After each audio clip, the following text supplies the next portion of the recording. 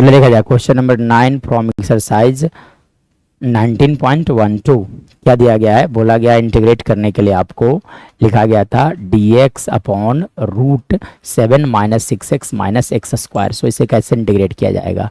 तो इंटीग्रेट करने के लिए ये 9 स्पेशल इंटीग्रल में से डिवाइडेड बाई का 3 फॉर्मेट होता है, यानी कि आपको सिंप्लीफाई करने के बाद इसी तीनों में से किसी एक फॉर्मेट पर लेके चले जाना है।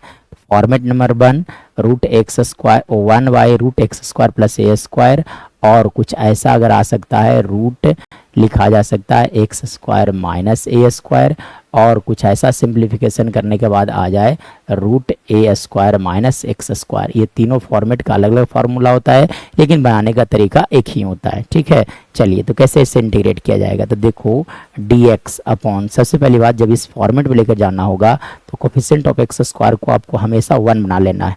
तो सबसे पहली बात आप क्या करो, -1 कॉमन लो, क्योंकि यहाँ पे -1 है, +1 होना चाहिए। तब आप लिख सकते हो यहाँ से एक्स स्क्वायर प्लस लिखा जा सकता है 6x और -7 लिखे जा सकते हैं।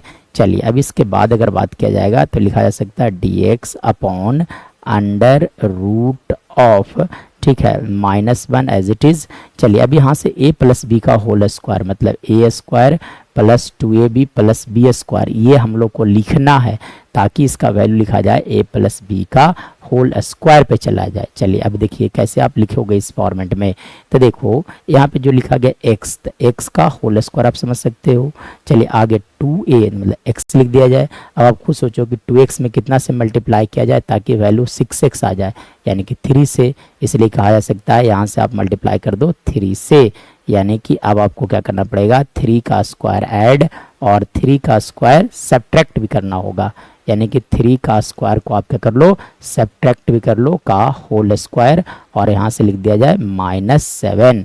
चलिए यानी कि यहाँ से मैं फर्दर अगर बात करूँ तो यहाँ से लिखा जा सकता है dx upon under root of, ठीक है, -1 एज इट इज। चलिए अब देखो यहाँ से यहाँ तक अगर मैं बात करूँ तो यहाँ से लिखा जा सकता है x प्लस 3 का होल स्क्वायर -9 -7 रह जाएंगे। ठीक है, यानी कि ओवरऑल अगर बात किया जाएगा तो यहाँ से लिखा जा सकता है dx upon under root of -1 as it is, और यहाँ से लिख सकते हो आप x प्लस 3 का होल स्क्वायर -16 लिख सकते हो।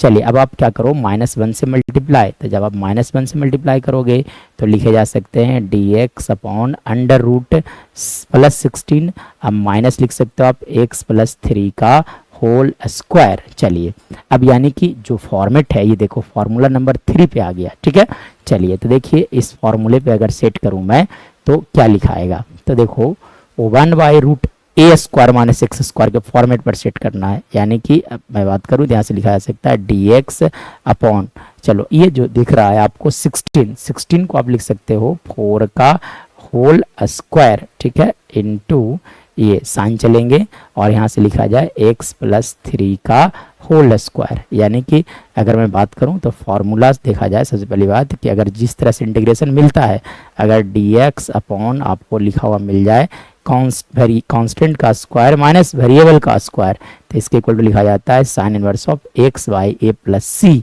तो देखो ये 4 कांस्टेंट है, ये वेरिएबल हो गया, यानी कि इस फॉर्मेट पे आ रहा है। तो फॉर्मूला क्या होता है, sine inverse of x by a मतलब x plus 3 by 4 plus c. This is our right answer.